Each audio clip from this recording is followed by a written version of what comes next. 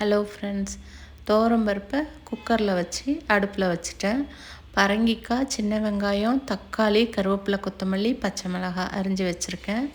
இடையில சாதமும் வச்சுட்டேன்.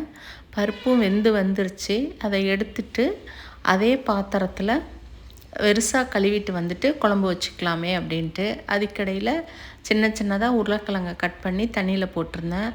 ஒரு கடாயில் தண்ணி விட்டு உருளைக்கிழங்கு அதில் போட்டுட்டு அதை நல்லா வேக வச்சு எடுத்துக்கலாம். அதுக்கிடையில் பருப்பையும் தனியாக எடுத்து வச்சுட்டு பருப்பு தண்ணியில் புளியும் ஊற போட்டு எடுத்து வச்சுட்டேன். அதே குக்கரில் எண்ணெய் விட்டுட்டு கடுகு உளுத்தம் பருப்பு போட்டு தாளிச்சிட்டு எல்லா காயும் போட்டு உப்பு போட்டு நல்லா மிக்ஸ் பண்ணி விட்டுறலாம். இதுக்கிடையிலையே உருளைக்கிழங்கையும் நல்லா மிக்ஸ் பண்ணி விட்டுக்கலாம்.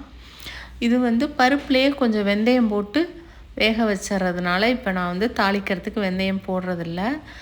காயெல்லாம் மிக்ஸ் பண்ணி விட்டுட்டு பருப்பு தண்ணி விட்டு குழம்பு பவுட்ரு போட்டு ஒரு 2 விசில் விட்டு எடுத்துக்கலாம்.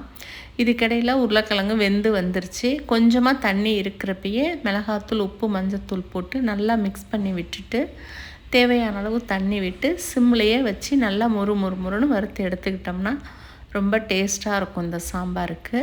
எண்ணெய் பத்தலைன்னா இடையில எண்ணெய் கூட விட்டுக்கலாம். அன்னைக்கு பரங்கிக்காய் சாம்பாரும் உருளைக்கிழங்கு ஃப்ரையும் தான் பண்ணியிருந்தேன். சிம்பிளாக செய்கிறதுக்கும் டேஸ்ட்டாக இருக்கிறதுக்கும் இது ரொம்ப நல்லாயிருக்கும். இப்போ பருப்பு, புளி தண்ணி எல்லாத்தையுமே மிக்ஸ் பண்ணி குக்கர்லேருந்து விசில் விட்டு எடுத்தோன்னே இந்த சாம்பாரில் அதை மிக்ஸ் பண்ணி நம்மளுக்கு தேவையான கன்சிஸ்டன்சி வர்ற வரைக்கும் அதை கொதிக்க வச்சு எடுத்துக்கலாம். இது வச்சிட்டோம்னா நைட்டுக்கு மீதி இருந்துச்சுன்னா சாம்பார், இட்லியோ, தோசையோ, பொங்கலோ, மீதி சாதம் இருந்துச்சுன்னா அதில் கொஞ்சம் பாசிப்பருப்பை போட்டு பொங்கல் வச்சிடலாம். அதையே இந்த சாம்பாரையும் தொட்டுக்கிட்டு சாப்பிட்டா ரொம்ப டேஸ்ட்டாக இருக்கும்.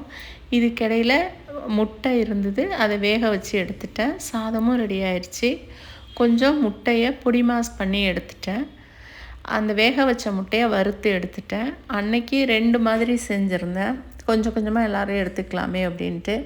அன்னைக்கு லஞ்ச் பிளேட் எங்களுக்கு இதுதான். தேங்க்யூ. தேங்க்ஸ் ஃபார் வாட்சிங்.